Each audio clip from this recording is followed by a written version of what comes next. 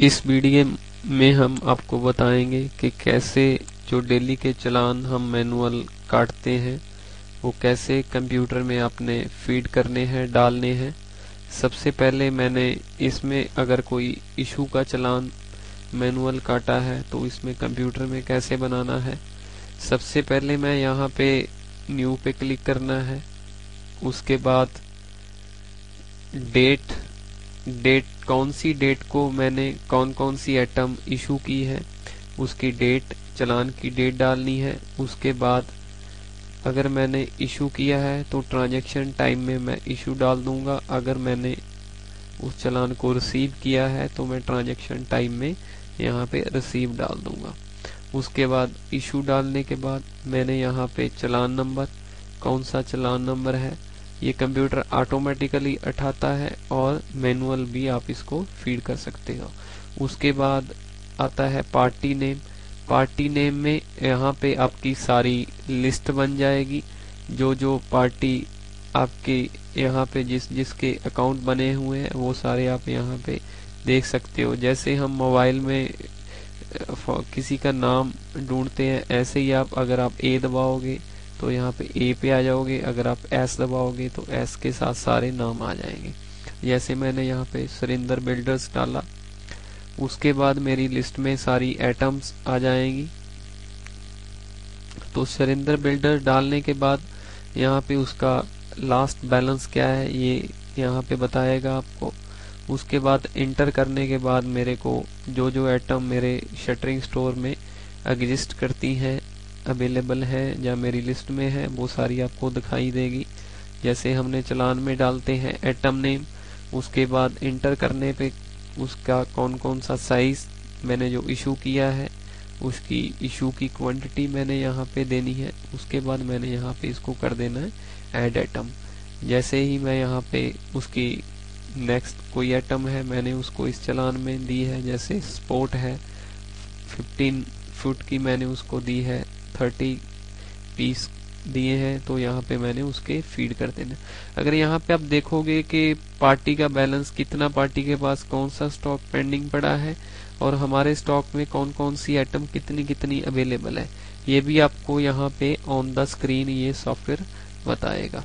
तो software automatically आपका जो हर माइनर आइटम्स है जैसे स्टॉक, पार्टी के पास क्या स्टॉक है, पार्टी के साथ रेट इसके सेट हुए हैं या नहीं हुए, तो ये सारी जो छोटी छोटी बातें हैं एक बिजनेस में हमें देखनी होती है तो ये सारा सॉफ्टवेयर ऑटोमेटिकली आपका मैनेज करेगा।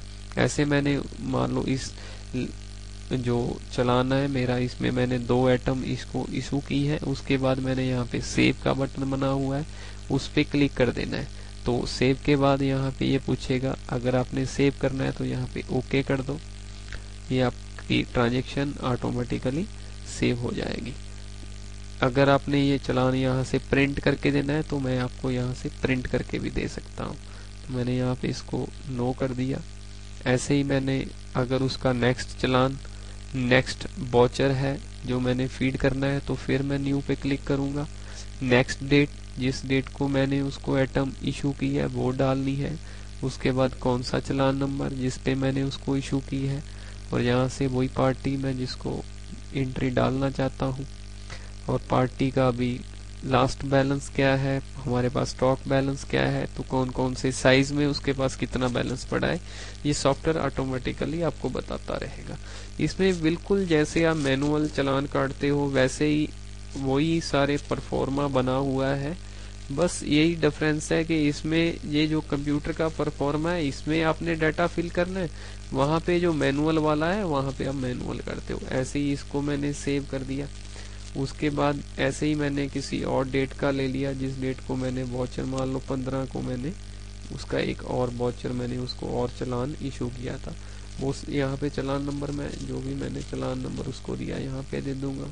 पार्टी का नाम, उसके बाद आइटम, जैसे पार्टी के पास 30 पहले से है ये आइटम तो इस साइज में नहीं है, तो ये ऑटोमेटिकली सॉफ्टवेयर आपको बहुत इजीली बताता है। तो ये सिंपल परफॉर्मा बना हुआ है जो आपने फीड करना है। आपको ऐसे लगेगा कि कंप्यूटर और मैनुअल काम में कोई डिफरेंस नहीं है, तो इसको मैंने सेव करना है। ऐसे ही सारे, जैसे मेरी रसीट की एंट्री है, ये तो सारी मेरी थी जो मैंने स्टॉक उसको इशू किया। ऐसे ही मैंने अगर रिसीव किया है, किसी पार्टी का माल मेरे पास वापस आता है, रिसीव के लिए मैं डालूंगा यहाँ पे ट्रांजैक्शन में आइटम रिसीव की एंट्री। तो कौन सी डेट, किस डेट को मेरे पास उसकी कौन कौन सी आइटम यहाँ पे मेरे पास आती है, उसका मैंने यहाँ पे डाल दिया। उसका वापसी का चालान नंबर मैंने यहाँ पे डाल दिया। कौन सी आइटम, कितनी मेरे पास उसकी बैलेंस है, तो ये ऑटोमेटिकली यहाँ पे हम दे देंगे। अगर मान लो मेरे पास पार्टी का बैलेंस 30 है, मैंने पार्टी से 30 लेनी है, मैं यहाँ पे गलती से यहाँ पे 40 डाल दूंगा तो कंप्यूटर ऑटोमेटिकली मेरे को रिमाइंड भी करेगा कि इस डेट को इस पार्टी का बैलेंस इतना नहीं था। तो मैनुअल, तो ये जो छोटी छोटी गलतियां मैनुअल आप इसको क्रॉस चेकिंग नहीं कर सकते। अगर इसको आप कंप्यूटर पे करोगे तो बहुत इजी है। तो इसमें सिंपल जैसे इशू का परफॉर्मा था, सेम परफॉर्मा रिसीव का बना हुआ है। सेम वैसे ही आपने सेव करना है, वैसे ही फिर नेक्स्ट वाउचर जैसे फीड करना है, वो चालान नंबर, वही आपने पार्टी का नाम जिससे आपके पास ये आइटम रिसीव हुई है, कौन सी आइटम कितनी बैलेंस आई है। मान लो हमारे पास ये सारा वाउचर मैं यहाँ पे कंप्लीट करता हूँ, यहाँ पे मेरे पास 50 आ गए हैं इस साइज के। तो यहाँ पे नेक्स्ट आइटम मैंने देखा कि कौन से साइज में बैलेंस है, तो ये सॉफ्टवेयर ऑटोमेटिकली कैलकुलेट करता है। इसमें आपको ज़्यादा सोचने की ज़रूरत नहीं है। ये software as like filling the blanks. मान लो आपके पास 15 में आपने 26 लेने थे, आप पार्टी आपके पास 24 दे देती है और 2 दे देती है ब्रेकेज में, तो आप यहाँ पे एक ब्रेकेज का फील्ड बना हुआ है, तो वहाँ पे आप ब्रेकेज में भी डाल सकते हो। तो ये ब्रेकेज क्वांटिटी कौन कौन सी आइटम कितनी कितनी ब्रेकेज में आई है, तो वो भी इजीली मेंटेन करता है। अगर मैं ये हमारी आइटम जो शटरिंग स्टोर में होती है बहुत कॉस्टली है, अगर मैं एक आइटम भी चली गई तो मेरे को जो रेंट में बेनिफिट होना है तो वही लॉस में चले जाएगी। तो आपका लॉस जो है इस सॉफ्टवेयर के थ्रू उसको आप कंट्रोल कर सकते हो।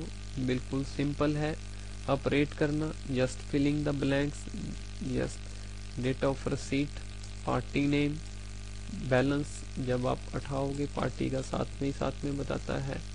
उसके बाद इसको सेव कर देना है। उसके बाद जो इसका बिल है, अगर मैंने मैनुअल देखो कभी आइटम दी है कभी ली है, बनाना बहुत कॉम्प्लिकेटेड प्रोसेस है। अगर आप मैनुअल इसको बनाओगे, जिस रोजमर्रा का काम होने से भी फिर भी बहुत सारी गलती हमारे से हो जाती है। बट अगर मैं इसका बिल बनाऊंगा तो बिल कंप्यूटर कैसे बनाता है आप सोचो कि हाउ कंप्यूटर 1 सेकंड में इसका बिल जनरेट कर देगा। यहाँ पे बिल पे मैंने क्लिक करना है, न्यू बटन पे क्लिक करना है, उसके बाद डेट ऑफ बिल, कौन सी डेट को मैंने बिल देना है, अगर मैंने उसको ग्रेस डेज देना है नहीं देना, तो यहाँ पे मैं उसका पार्टी का नाम डाल दिया, कौन सी डेट से कौन सी डेट तक। तो इसने देखो ओके बटन करने पे इसने ऑटोमेटिकली इसका बिल जनरेट कर दिया। अगर मैंने यहाँ पे कोई उसका रेंट अलग से लगाना था तो यहाँ पे मैं स्पेसिफाई रेंट करके भी उसके लिए स्पेशल रेट भी यहाँ पे दे सकता हूँ। जैसे मैंने मान लो उसके कुछ स्पेशल रेट लेने थे, मान लो इस पार्टी को मैंने ये आइटम कंप्यूटर पे नॉर्मल है, मतलब मैंने यहाँ पे इसको 30 पैसा लगा दिया। यहाँ पे मैंने इसको मान लो ये 1 रुपया लगा दिया, और यहाँ पे मैंने ये 120 है, इसको 1 रुपया 5 पैसे लगा दी। तो मैं यहाँ पे इसके रेट जब बिल बनाता हूँ तब भी डिसाइड कर सकता हूँ। तो ये अगर मैंने बिल मैनुअल बनाना होता तो मेरे को इस बिल बनाने के लिए मिनिमम 1 घंटा मेरे को चाहिए था। तो उसके बाद नीचे अगर कोई अदर चार्जेस लगाने हो तो उसके बाद बिल्कुल सिंपल इसको सेव कर देना है आपने।